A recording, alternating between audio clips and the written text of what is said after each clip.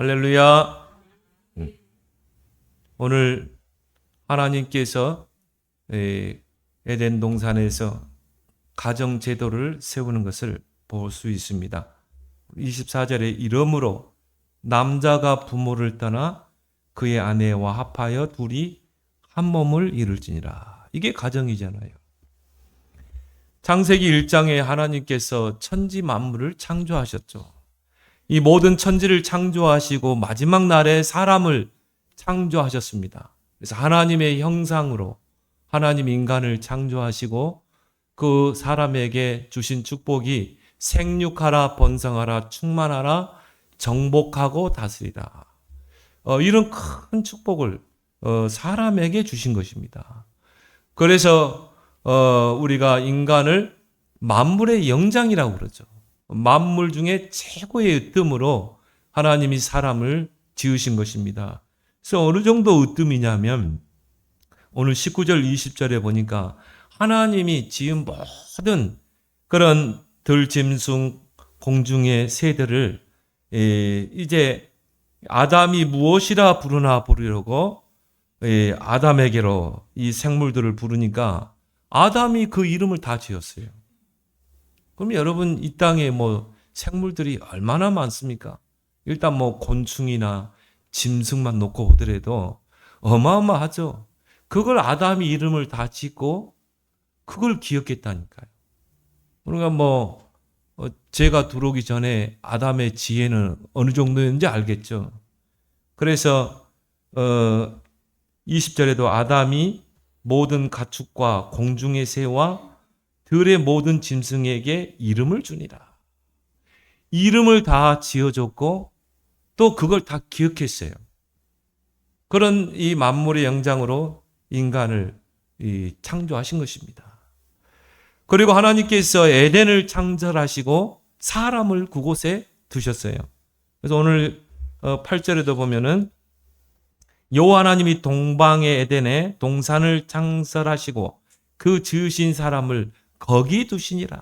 자, 사람을 지으시고 아담을 거기에다가 두셨고 오늘 15절에도 보니까 여호와 하나님이 그 사람을 이끌어 에덴 동산에 두어 그것을 경작하며 지키게 하시고 그리고 하신 일이 바로 가정 제도를 세우신 것입니다.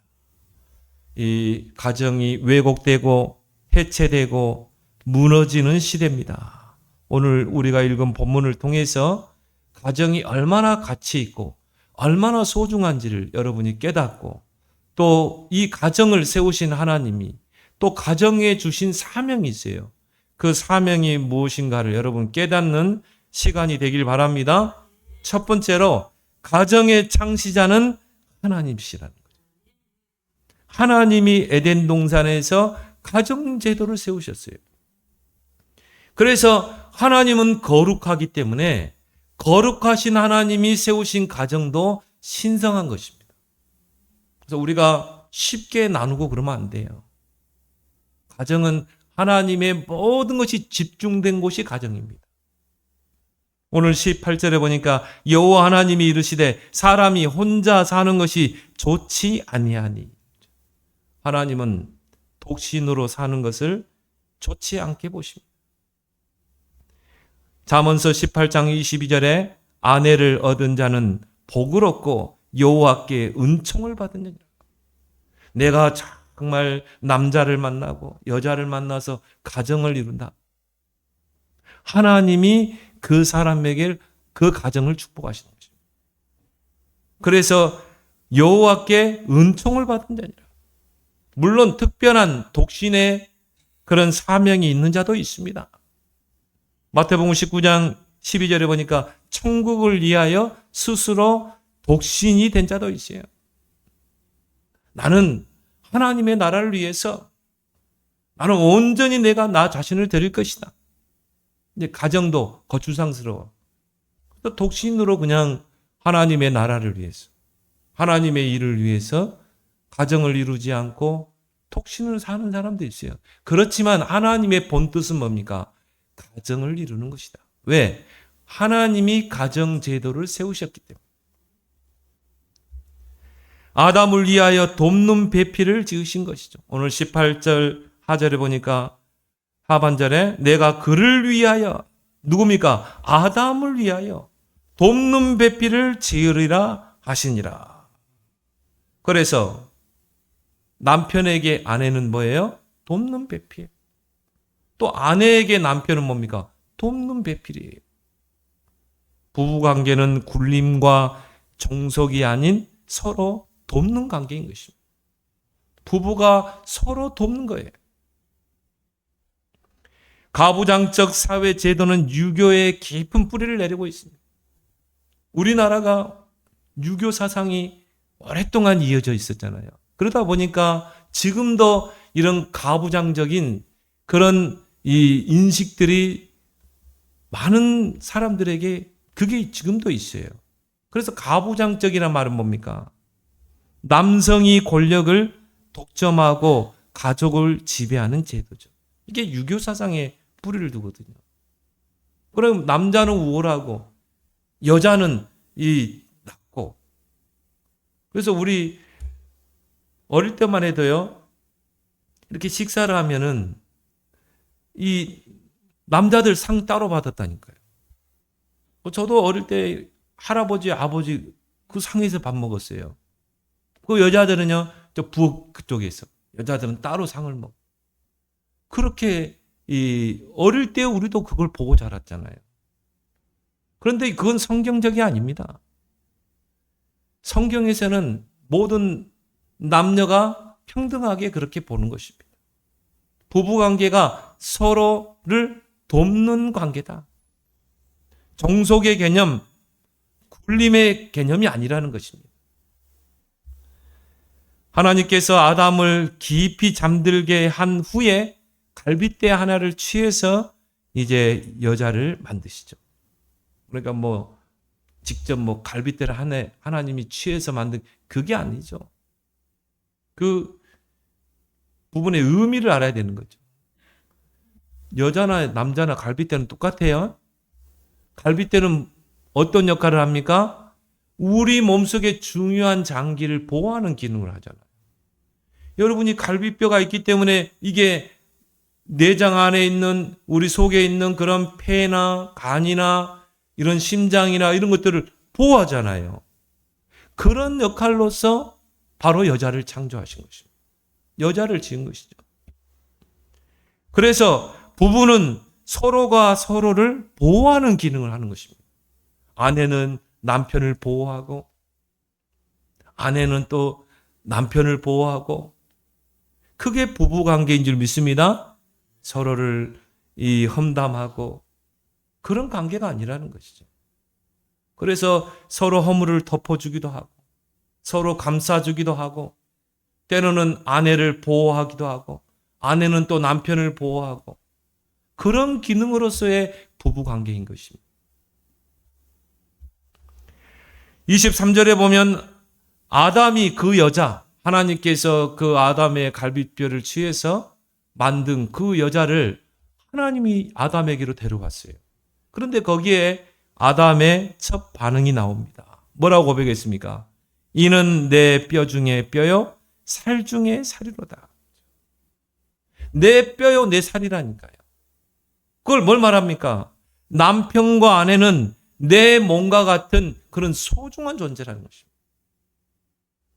내 뼈요, 내 살과 같은 그런 존재라는 거예요. 그렇게 서로 귀하게 여기고 존중해야 되는 것이 바로 부부관계라는 것입니다. 그런 의미로 가정을 세운 것입니다. 그리고 하나님이 그 에덴에 가정을 두신 거예요.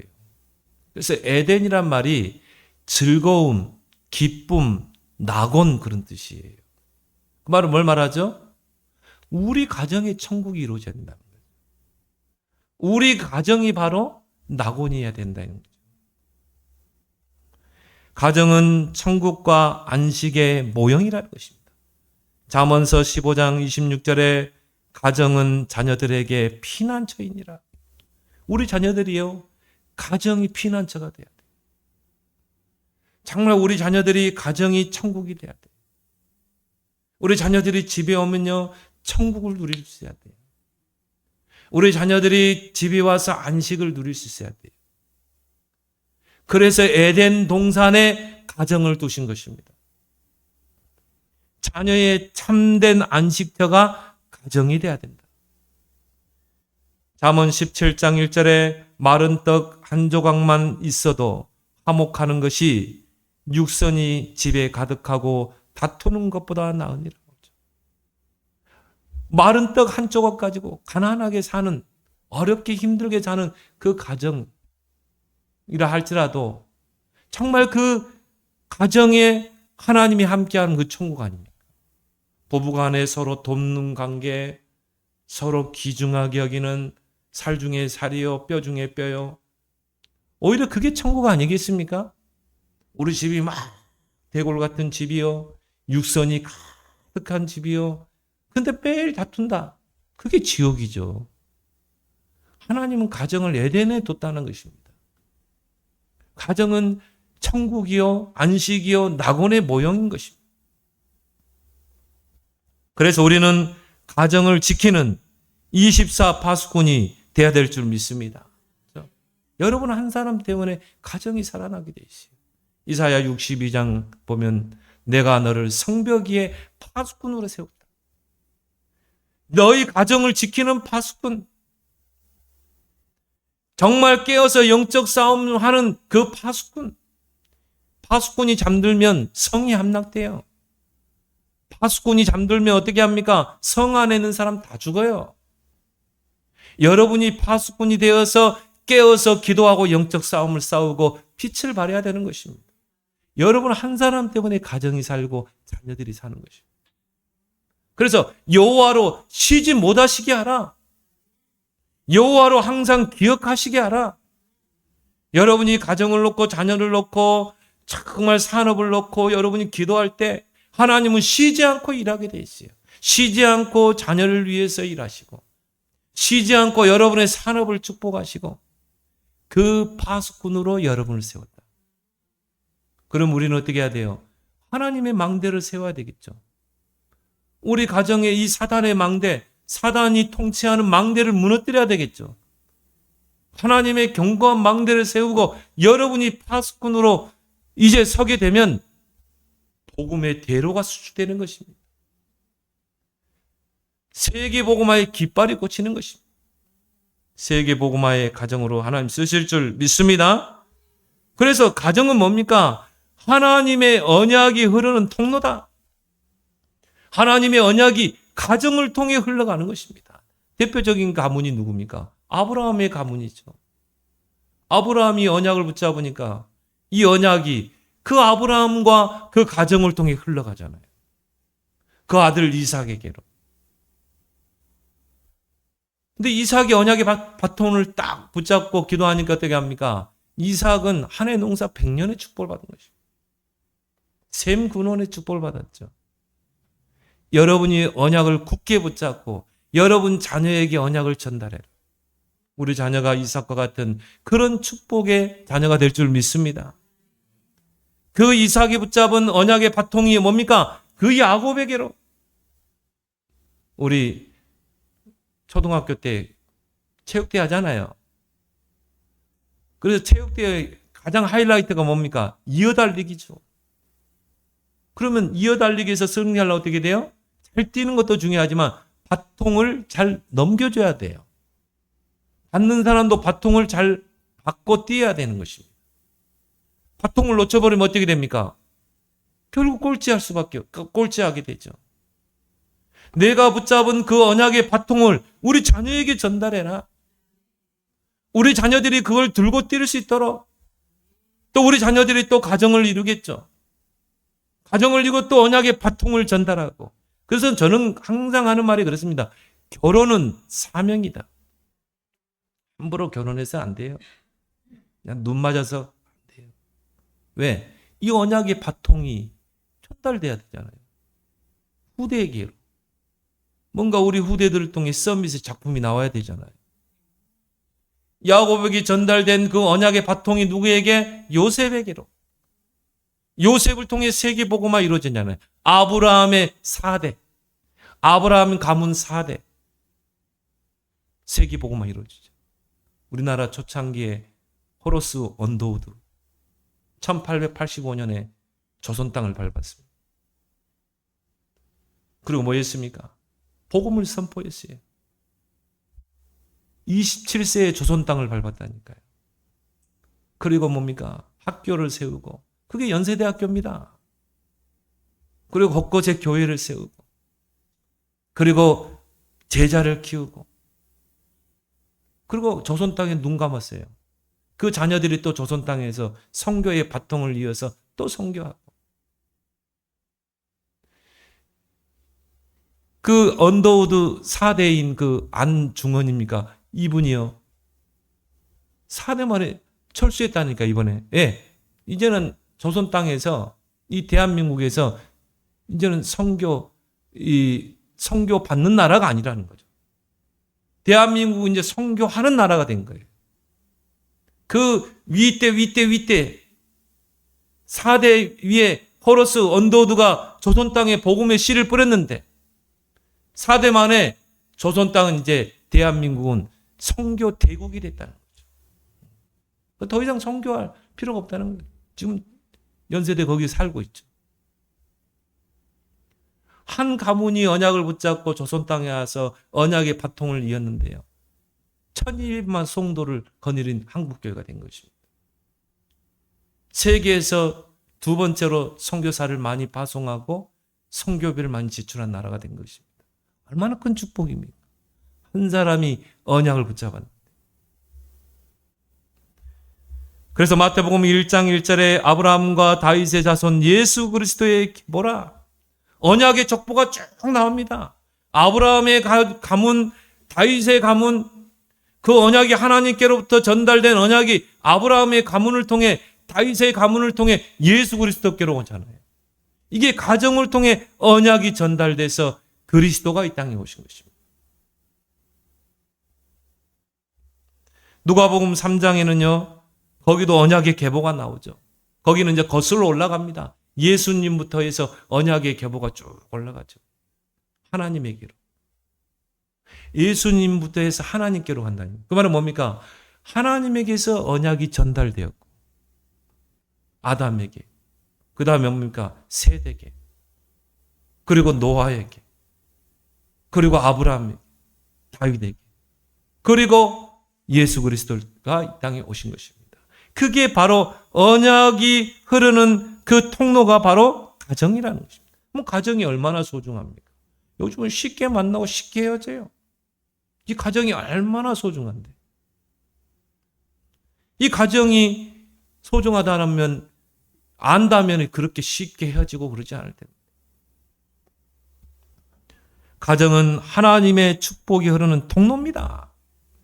그래서 창세기 12장에 하나님께서 아브라함을 부르시고, 너는 복의 근원이 될지라.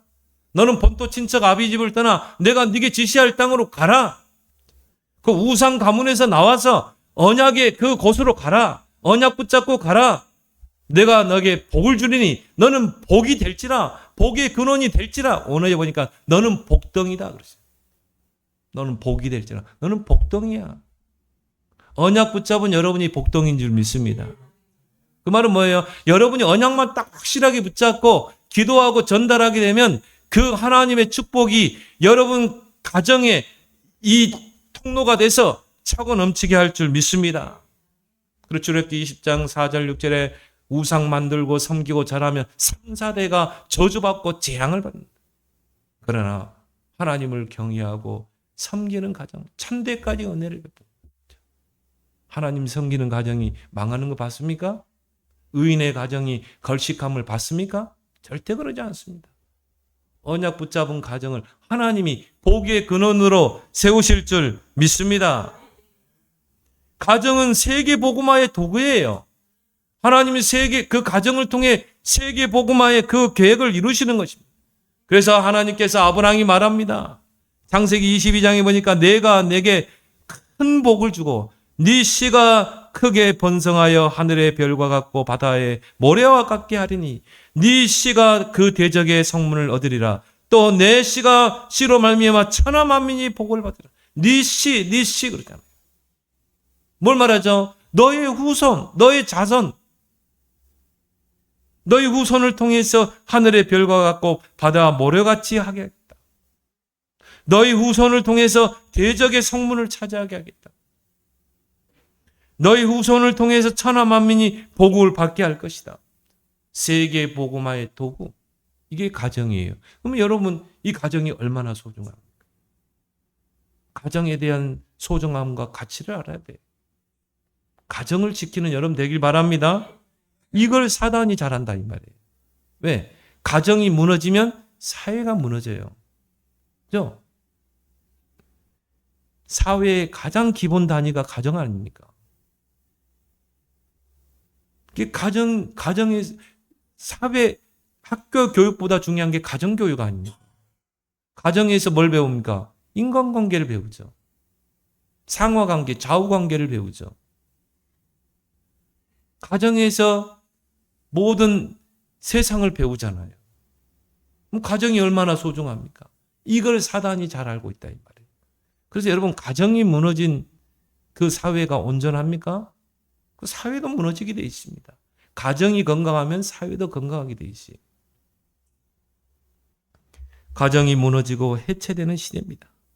예수님께서 마태복음 19장 5절에 하나님이 짝지어 주신 것을 사람이 나누지 못할지니라. 하나님이 짝지어진 그 가정을 사람이 임의로 성격 안 맞아서, 그래서 우리나라 설문조사 했잖아요. 이혼 가정 첫 번째가 뭡니까? 성격 차이. 두 번째가 뭡니까? 경제적인 거. 남편이 경제적으로 무능하고. 전혀 이혼 사유가 아니거든요. 그게 어떻게 이혼 사유입니까?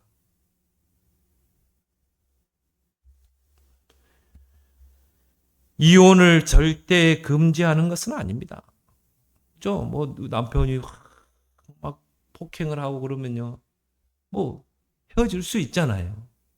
그렇지만 될 수 있으면 이혼하지 말고 가정이 존속되도록 노력해야 될 줄 믿습니다. 그러죠? 왜? 가정제도는 하나님이 세웠기 때문에. 그러세요. 그걸로 꼭 계속 기도하면서, 왜? 나 한 사람을 통해 남편이 거룩하게 될 수 있고, 또 나를 통해 우리 아내가 거룩하게 될 수 있기 때문에 그래요. 그래서 우리는 뭡니까? 끝까지 가정을 지키면서, 그러면서 가정을 세우려고 노력을 해야 돼요. 그러다 뭐 너무 안 되면 뭐 이혼해야 되겠지만, 쉽게 가정을 깨는 거, 그거 하나님이 원하지 않습니다. 왜? 우리 자녀들이 있잖아요. 자녀들이. 두 번째로, 그렇다면 가정 복음화를 우리의 1순위로 두라. 마태복음 6장 24절에 한 사람이 두 주인을 섬기지 못할지니. 한 가정의 두 주인을 어떻게 섬깁니까? 부인이 한 남편을 섬겨야지. 그렇죠? 마찬가지로 우리 가정도 오직 하나님만 섬기는 가정, 오직 여호와 하나님만 경외하는 가정 되도록 우리는 기도해야 될 줄 믿습니다. 그래서 여호수아 24장 15절에 여호수아가 마지막 고별 인사를 합니다. 이스라엘 백성 앞에 서서 그 여호수아가 이제 하늘로 부르심을 받기 전에 고별 인사를 할 때 그런 고백을 하죠. 너희가 섬길 자를 오늘 택하라. 오직 나와 내 집은 여호와를 섬기겠노라. 나는 여호와를 섬기겠노라. 가정 복음화는 하나님의 약속입니다. 가정이 여러분을 통해서 복음화되는 거, 그건 하나님의 계획이라니까요. 그래서 사도행전 16장 31절에 주 예수를 믿으라. 그러면 너와 내 집이 구원을 받으리라. 제가 그 언약 붙잡았거든요. 우리 가정에 저 혼자 예수 믿었어요. 저는 이 말씀 언약 붙잡고 기도했어요. 하나님, 이걸 나의 언약으로 붙잡습니다. 그리고 기도했는데 하나님 6년 만에 우리 부모들, 형제들 다 불렀어요. 지금은 다 권사, 집사다 그렇습니다. 여러분 한 사람을 통해 가정이 복음화되는 역사가 일어날 줄 믿습니다. 그러면 여러분이요, 여러분의 기도의 1순위를 가정 복음화에 둬보세요. 저는 제가 예수 믿고 구원받고 너무 좋더라고요. 그래서 저는 다른 기도를 할 수 없었어요. 우리 불신 가족을 놓고 기도할 수밖에 없어요. 교인들끼리 모여서 기도 제목 나누면 다른 기도를 할 수 없었어요. 우리 부모님 구원받는 거, 우리 형제들 구원받는 거, 저는 새벽에 가서 하나님 앞에 부르짖고 하나님 우리 가족들 다 하나님께로 돌아오게 해주세요. 밤에 교회 가서 눈물로 차려하면서 하나님 우리 가족들이 정말 하나님 품으로 돌아오게 해주세요. 저의 기도의 1순위는 가족 복음화였어요. 6년 만에 다 부르더라니까. 왜 안 됩니까? 여러분의 기도의 1순위를 가정 복음화에 두라니까요. 잘 헤매겨 있는 우리 오네시모 랩런트를 두라니까요.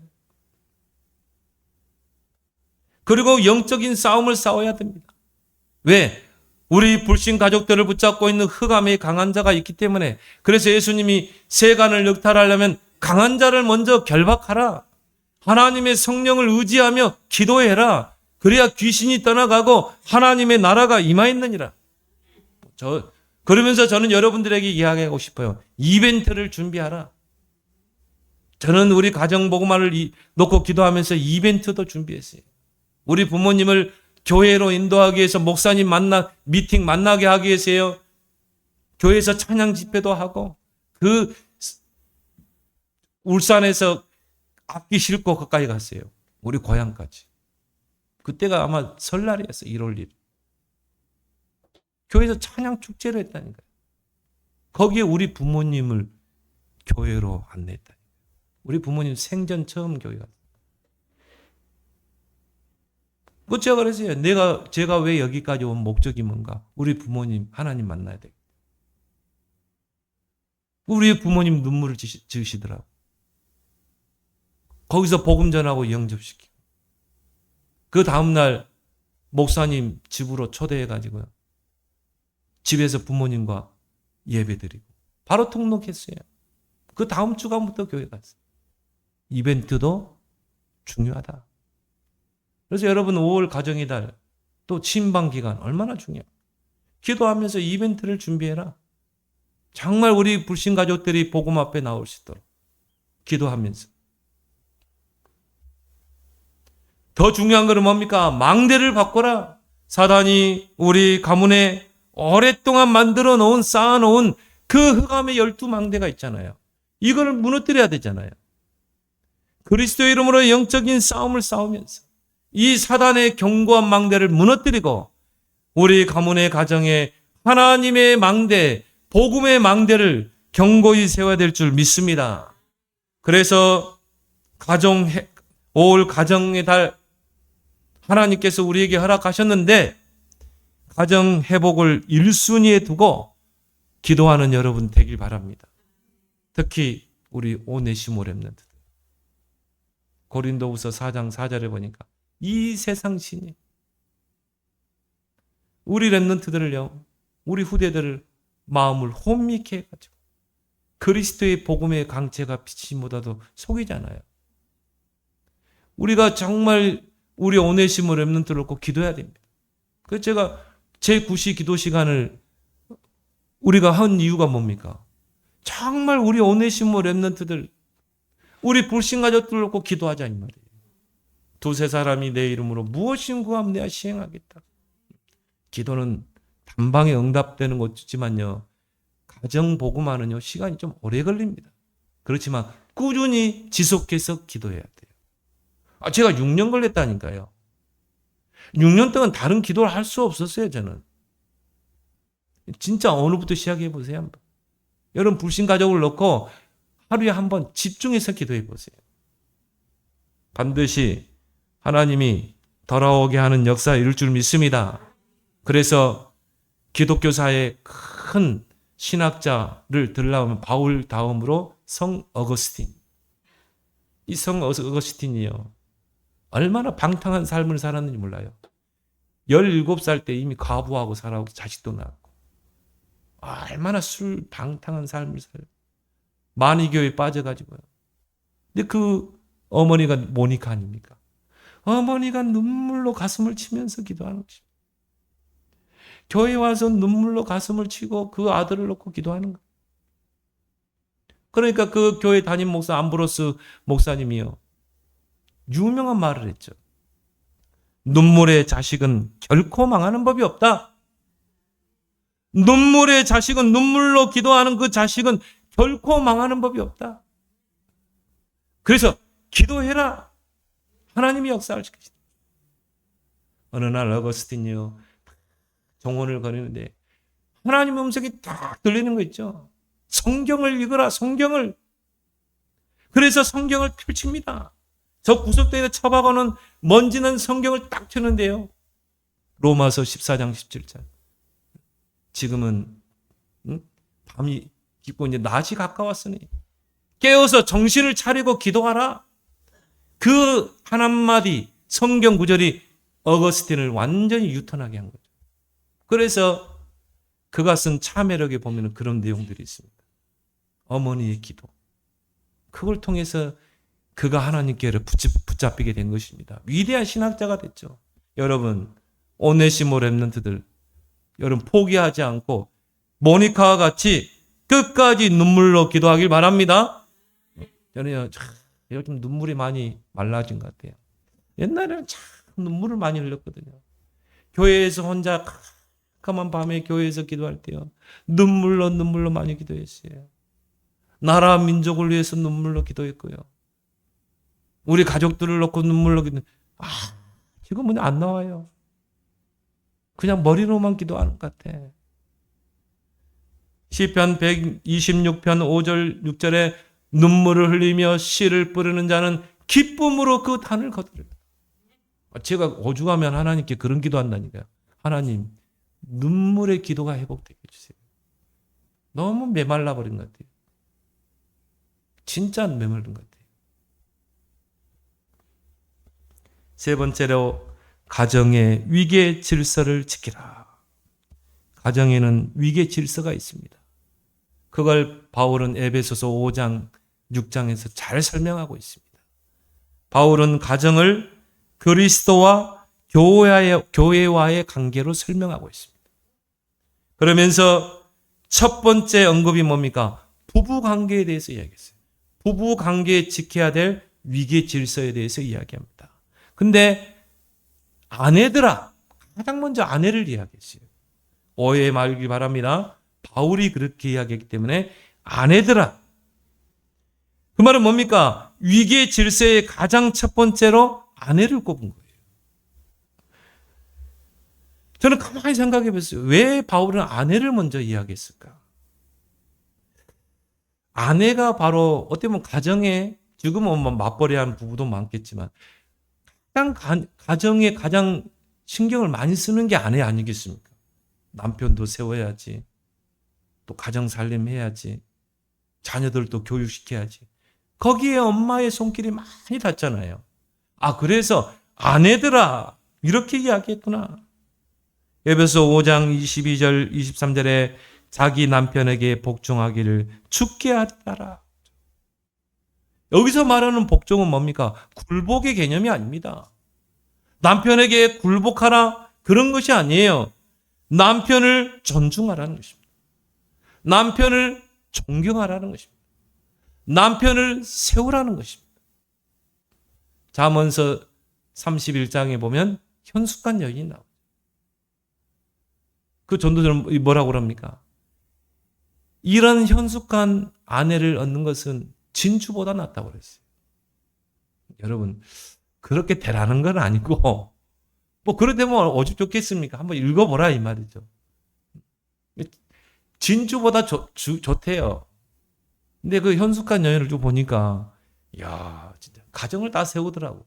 남편을 세우고, 자녀를 세우고, 또 이 사람은 사업도 해. 부지런히 내가 새벽 일찍 일어나서 종들에게 일거리를 주고, 또 장사도 사업도 잘하고, 남편을 확 세워서요, 저 장로들과 함께 같이 앉게 하고, 또 자식을 또 잘 키우고, 얼굴도 중요하지만 이런 현숙한 여인이 얼마나 얻는 게 소중하겠느냐, 이제 그런 의미입니다. 한번 시간 되면 한번 읽어보시기 바랍니다. 그럼 얼마나 좋겠어요. 그래서 여러분들이 바로 여러분의 가정을 세우고 남편을 세우는 줄 믿습니다. 그런 의미에서 공경하라는 거예요. 여러분이 남편을 세울 수 있어요? 여러분이 남편의 얼굴을 빛나게 할 수 있어요? 여러분이 남편을 높은 자리에 올릴 수 있어요? 그런 의미에서 남편에게 복종하라. 자기 남편에게 복종하기를 죽게 한다라. 그러면서 남편들아 그랬어요. 에베소 5장 25절 28절을 보니까 아내 사랑하기를 그리스도께서 교회를 사랑하시고 그 교회를 위하여 자신을 주심같이 하라. 그리스도께서 교회를 위해 여러분을 위해서 피 흘려 죽으셨잖아요. 그 대속의 희생으로 여러분이 구원받았잖아요. 근데 그 사랑이 조건이 있는 사랑입니까? 아니죠. 무조건적인 사랑이었잖아요. 여러분이 구원받을 자격이 있어요? 없었잖아요. 여러분을 위해서 그리스도께서 피 흘려 죽었잖아요. 여러분을 위해서 아낌없이 자신을 내어주셨잖아요. 아가페적인 사랑. 아내 사랑하기를 그리스도께서 교회를 사랑하시고 그 교회를 위하여 자신을 주심같이 하라. 아내를 어떻게 사랑해야 돼요? 희생적인 사랑. 무조건적인 사랑. 조건을 붙이지 말고 아내를 사랑해 보시기 바랍니다. 그러면요, 아내는 역설로 말하면 아내는 남편을 존경하게 돼 있는 거라. 그거를 순차적으로 보지 마시고 아내는 남편을 죽게 하듯 공경하고 존경하고 남편을 세우고, 남편분들은 아내에게 어떻게 해야 돼요? 그리스도께서 교회를 위하여 자신을 내어주신 같이 사랑하라. 희생적인 사랑, 무조건적인 사랑. 진짜 한번 해보세요. 이게 가정의 위계 질서라. 그러면서 바울은 두 번째 언급하는 것이 효입니다. 효도를 이야기합니다. 자녀들아, 에베소 6장 1절 3절에 자녀들아 내 부모를 주 안에서 공경하라. 이것은 약속 있는 첫 계명이니 네가 잘되고 땅에서 장수하리라. 네 부모에게 어떻게 해요? 공경하라는 것입니다. 이것은 약속 있는 첫 계명이다. 네가 이 땅에서 잘되고 장수하리라. 이거는 제가 보니까 신자 불신자 다 똑같이 적용되더라고요. 여러분, 불신자도요, 부모 공경하고 효도한 사람들 보세요. 잘 됩니다. 건강합니다. 그 가정이 건강합니다. 신자건 불신자건. 하나님이 10가지 계명, 하나님의 백성이 이 땅에서 꼭 지켜야 될 10가지 계명 속에 이 부모에게 효도하라. 이걸 집어넣었다니까요. 네 부모를 공경하라. 그래서 5계명 안에 그 부모 공경이 들어가죠. 땅에서 내 생명이 길리라. 네 부모에게 공경합니다. 저는요, 부모에게 함부로 하고요, 부모를 욕하고 그런 자식 봤거든요. 그거 뭐 비참하게 저주받더라고요. 귀신 들려 죽더라고요. 저 봤어요. 귀신 들려 죽어요. 내가 그때 초등학생이었으니까 거의 30대 중반에 죽더라고요. 30도 안 돼서 죽었어요. 귀신 들려 죽어요. 얼마나 엄마를 욕하고 패는지. 하나님이 그럼 가만히 두지 않습니다.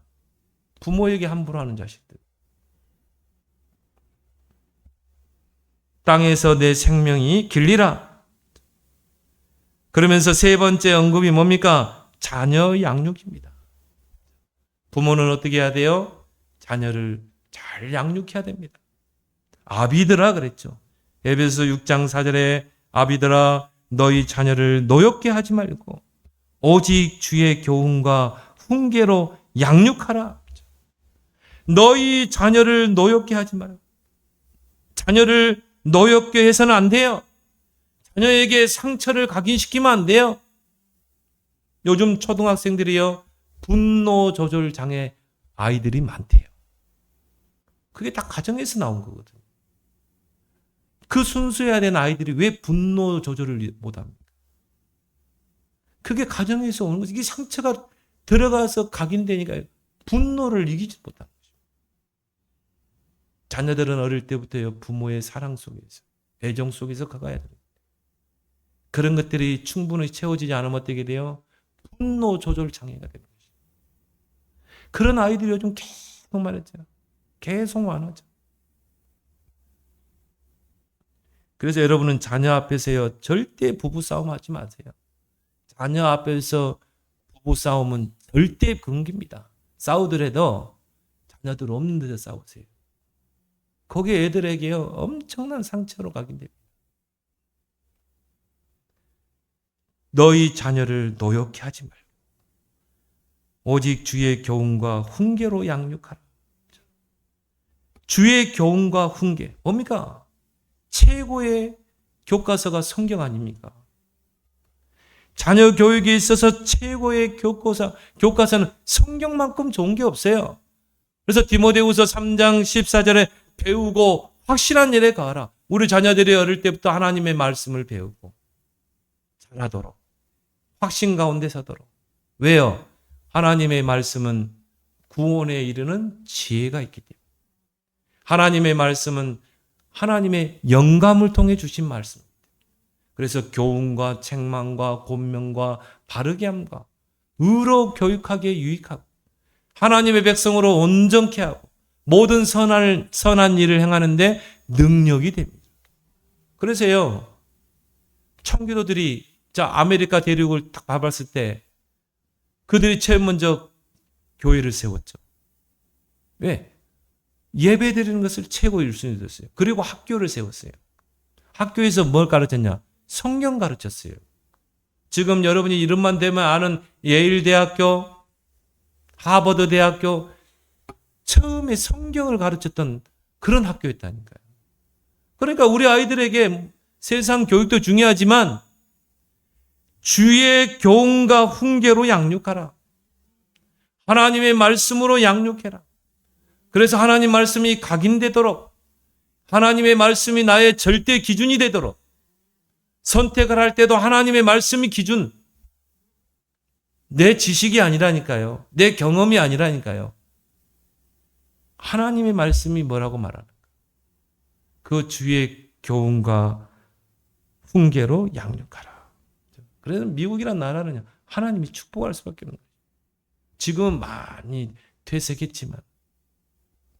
그래서 올 가정의 달을 또 하나님 우리에게 주셨는데 정말 이 가정의 위계 질서를 세우고 건강한 가정, 정말 하나님의 축복이 흐르는 가정, 언약이 흐르는 통로, 세계복음화의 도구로 아브라함같이 쓰임받도록 여러분이 기도하는 그런 한 달이 되기를 예수 그리스도는 축원합니다. 하나님 아버지 은혜를 고맙고 감사합니다. 가정 제도를 세운 분은 하나님이시고 하나님이 그 가정 제도를 세우실 때는 분명한 목적과 뜻과 계획 속에 세우신 줄 믿습니다. 이 가정의 가치와 소중함을 알고 가정을 지키고 세우는 파수꾼들이 다 되게 하여 주시옵소서. 예수님의 이름으로 기도합나이다. 아멘.